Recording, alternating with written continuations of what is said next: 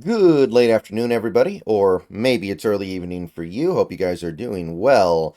And with the NFL season getting closer and closer, I thought this would be a good opportunity to, for just a few minutes here, shift our focus away from the Seahawks and start looking at some Seahawks opponents. Specifically, some Seahawks opponents in the first month to month and a half of the season, because things are happening with the Seahawks, but things are happening with these guys too. And the things that happen with them definitely affect what is happening with the Seattle Seahawks because we got to play them.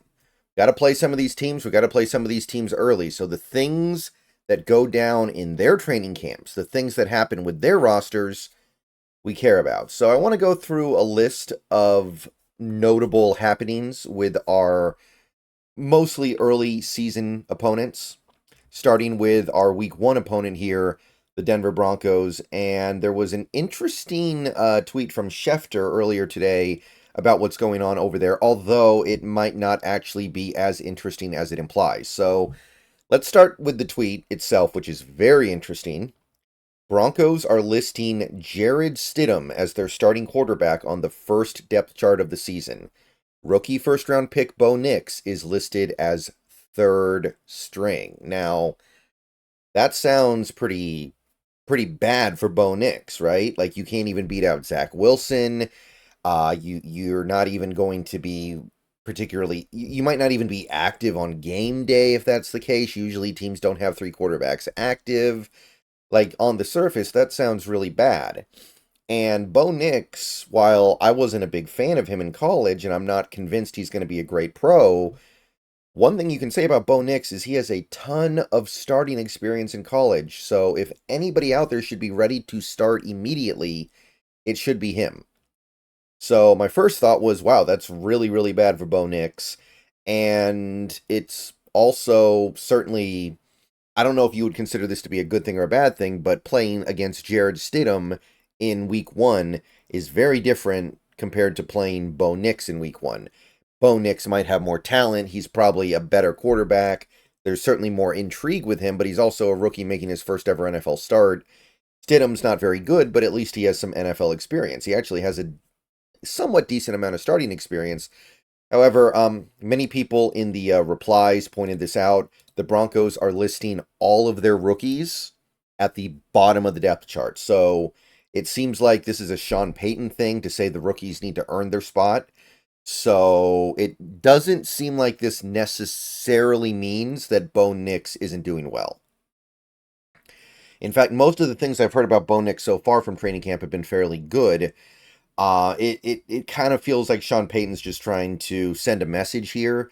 Just say, hey, if you're coming in as a rookie, I don't care how high you got drafted. I don't care how good you look so far. You're starting at square one. And these veterans who have been in the league before, who have been on this team before in many cases, are getting priority over you.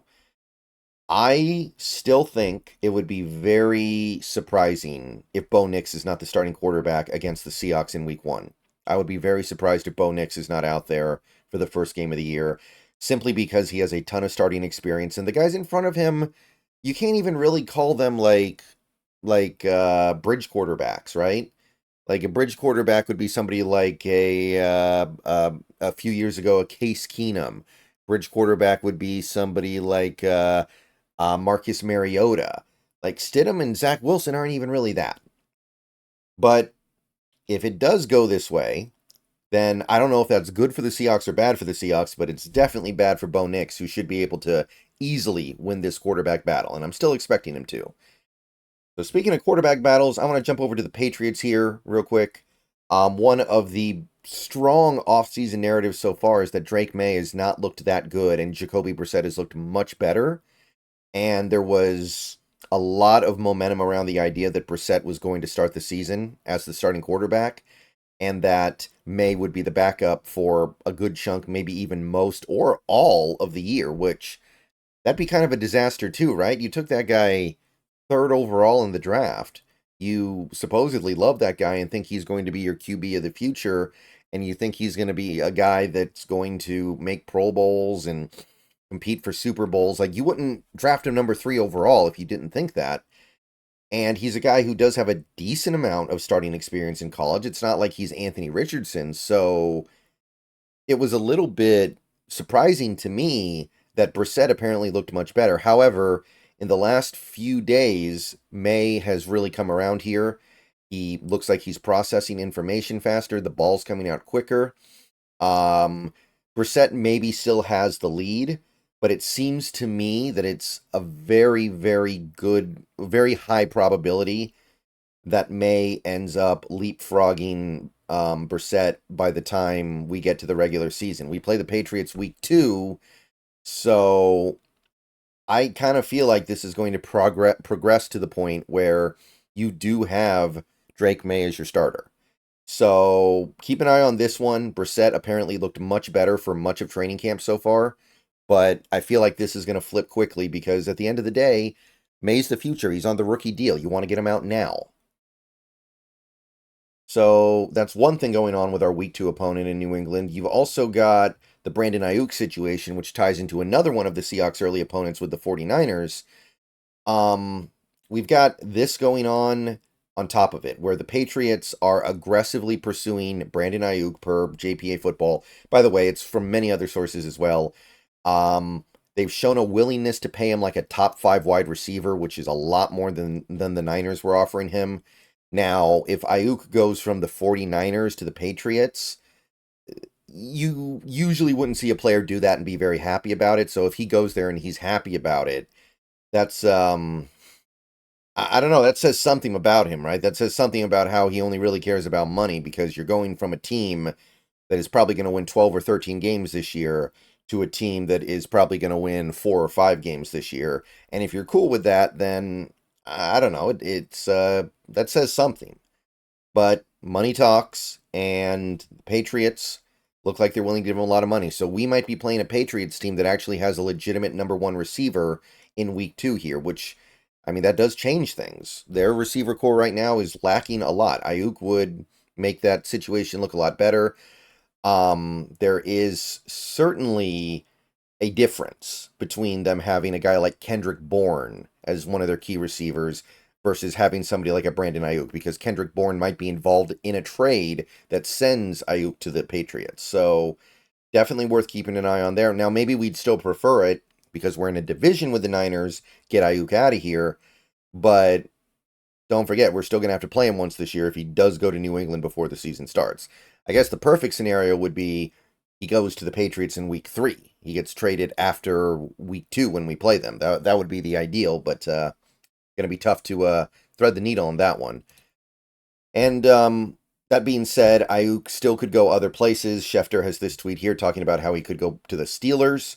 I'll talk a little bit more about that later, but you still have the Browns as well. The Browns could throw somebody like Amari Cooper into a trade package and get Ayuk, which I mean, obviously Ayuk has more value because he's younger and currently a little bit of a better receiver, but Amari Cooper is still very good. Like I said, the Steelers can get involved here as well. They have some things they could probably give up to get Ayuk. And yeah, this situation is just very fluid. It's constantly changing. It sure sounds like the Niners are accepting the fact that they're going to have to trade the guy. But where he goes is still up in the air. It does sound like they're going to trade him outside the conference, though. So at least we won't have to deal with him in the conference. We do not play the Steelers this year. We do not play the Browns this year. So if he goes to one of those 2 teams, we don't have to see him this year, which, hey, I guess that's a little bit better. All right, so that's what's going on with the Patriots. Next opponent is the Dolphins. There isn't much to say about them. They're the Dolphins. The September Dolphins remain a juggernaut that we haven't seen since the 85 Bears or the 89 49ers or the 1991 Redskins. So they are what they are. That's going to be a mountain to climb. But I want to jump forward to the Lions here, because the Lions are a team we play after the Dolphins. So the Lions, they suffered a pretty big loss earlier today. Their cornerback, one of their primary cornerbacks, Emmanuel Mosley, has suffered a torn pec in practice, will be out indefinitely. Doesn't sound like he'll be back for I think we play them week 4. So that's a significant loss that the Lions have sustained in their secondary, which that was kind of an area that hurt them a little bit last year. That was reason why they ended up not making the Super Bowl. They ended up blowing an opportunity to go to the Super Bowl at least, in part because of their secondary. And Emmanuel Moseley was somebody they were hoping would help sew that up. So this is significant. And going up against a Seahawks receiver core that features guys like DK Metcalf, that features guys like Tyler Lockett, that features guys like JSN, you're going to be testing your secondary. So them not having Moseley is a big deal. And the final thing I want to talk about a little bit in this video concerning early season Seahawks opponents would be the biggest opponent of them all, because they're actually in the division, the 49ers. So we spent some time talking about what the Niners are giving up when they give up Ayuk. They're giving up an extremely good, relatively young player in Brandon Ayuk that they need. But we don't spend a lot of time talking about what they might get back. And per this tweet from Kyle Yates, and the original source is the Pony Express, and so, I didn't see it from Schefter yet, right? So you can't take this like gospel. But apparently, the trade package the Niners are looking for Brandon Ayuk would be a first-round pick, Pat Freiermuth, and George Pickens. And if they can spin something like that, they're not going to miss a beat. In fact, that's a phenomenal trade.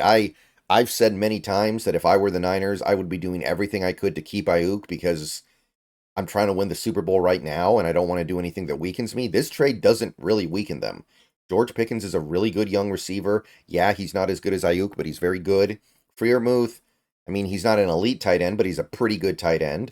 He helps offset some of the expected fall off from George Kittle that I think is imminent. And then the first round pick, the first round pick isn't going to be amazing, but it's not going to be terrible either. That Steelers team is probably going to be like an 8-win or 9-win team like they usually are, so it's an okay first round pick. If they pull this off, I'm not happy about that. More realistically, the Steelers have laughed in their face with this trade package being proposed and hung up on the 49ers, so they're probably going to try to negotiate this down. I could see something like first round pick plus Freiermuth, or maybe second round pick plus Pickens. If they get this package from the Steelers, then that is I don't know what they're doing at that point, right? I don't know what the Steelers are thinking they're doing with that kind of a trade. Like Pickens, yeah, he's not as good as Ayuk, but he could get there. He's really young. He's very new to this league. He's been in this league a lot for a lot shorter a period of time than Ayuk, right? And I know Freiermuth isn't elite, like I said, but he's pretty good. And then the first round pick is going to be pretty good too. So I got to believe this is not going to happen, but we do have to ask ourselves, if the Niners trade Ayuk, what are they getting? They're probably getting a first round pick or a really good second round pick. And then what? Are they getting Matthew Judon and Kendrick Bourne from the Patriots? I could deal with that. I think that would be fine. Like, Kendrick Bourne's kind of a jag. I don't think he's anything special. Are they getting a guy like Amari Cooper from the Browns? Yeah, that would make sense. First round pick plus Amari Cooper. Cooper's got he's got some miles left in him for sure. And then if it's the Steelers, it's going to be some combination of Pickens and first round pick, or second round pick, and then Freiermuth plus first round pick. Is there maybe somebody else that gets involved as well? Do they trade a defender that we're not even really thinking about right now? It's interesting. What if a team like the Broncos gets involved, a sleeper team that I think could maybe be interested in Ayuk? What if it's somebody like that and they throw in Sutton plus a first round pick and maybe another little piece? Are we okay with that? I wouldn't mind that. Again, trading for the draft capital is nice, but the Niners are trying to win right now. So if you've got a guy like Ayuk on your team right now and you're giving him up largely for a player that will not be on your team for a year, that's not helping. Because next year you're probably going to have to play Purdy. You're probably going to have to make some tough decisions on guys like Debo and Kittle. And Trent Williams might retire. And things could be in a completely different situation. So ultimately, at the end of the day, I want them to trade Ayuk because I think it dings them in the short term, and the short term they're very, very good, but trade package like this may not ding them so much. But yeah, just wanted to talk about that angle. I think we play the 49ers like week 6 or something, so pretty early in the season. So who might we be dealing with in that game? All right, see you guys later. Go Hawks. Let me know what you think. Maybe another video later today.